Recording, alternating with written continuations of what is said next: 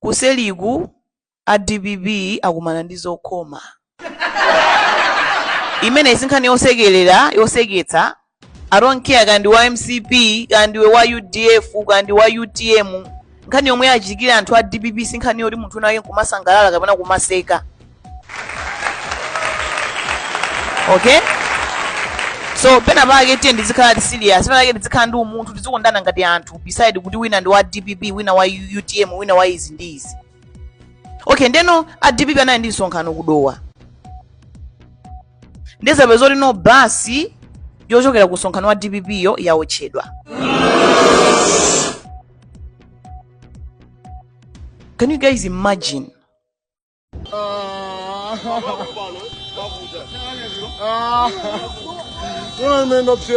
Easy. Kalimoto ayo champonera ayo mbera.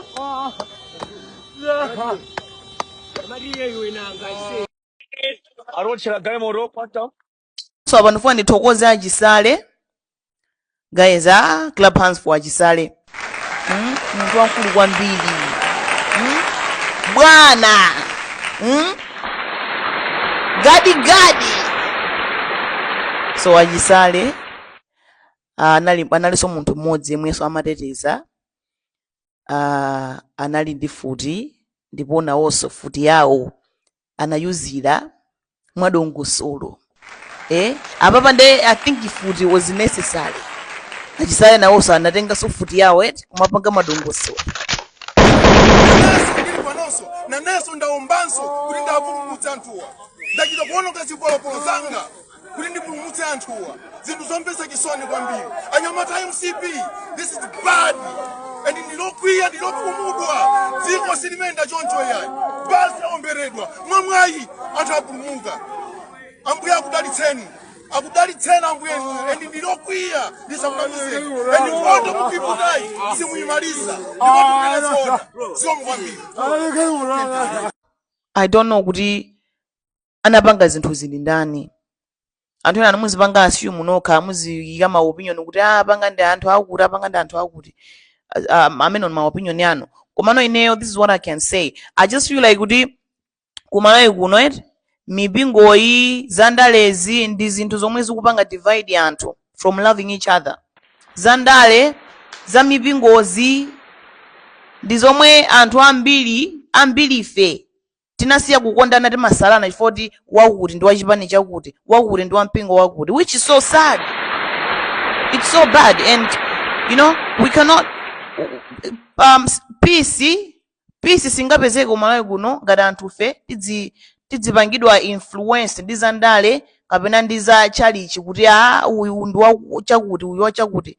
Sizingatipindulire as a country. We need to love each other. Kandi wa DPP, kandi wa MCP, kandi wa UDF, kandi wa CCP, kandi wa Islamu, let us all love each other and respect each other's choice. So ineyo ndingothokoza unazoti basi yomwe yaotchedwayo anthu apulumuka, even though anthu ena so they are traumatized, you know, zinthu zikachitika anthu amangobalalika kuti you know. Pano pamponera pamene bini pasi yathu yaomberedwa ndikunena pano pafika yaotchedwa kuchita kuombera kumva saundi ya mfuti, koma chonsecho ndinapereka ripoti ku polisi kuwauza kuti tili mwa ataki. Palibe china chilichonse chimene apanga apolisi, and ngati akundikana anene kuti sitinapase ripoti. Anthu ena adakamwalira ndithu anthu ena ana ndithu osalawa kwa bwezi panopa bwezi ali amasiye chifoti basi nake yaotchedwa, makolo awo anakwera pochoka ku msonkhano. This is so sad, this is so bad guys. So that's what I can say. Let us all love each other. Ineyo be like me. I love makonda wina aliyese. Ine kandi wa DPP, kandi wa UDF, kandi wa MCP, kandi wa Islamu, kandi wa kutiko. I just love anthu. Ndedi samasalane samapangirane ziwembu guys. Komano that's what happened. And remember, if you have something shorty mufuna yankhule pano, WhatsApp 0999090132.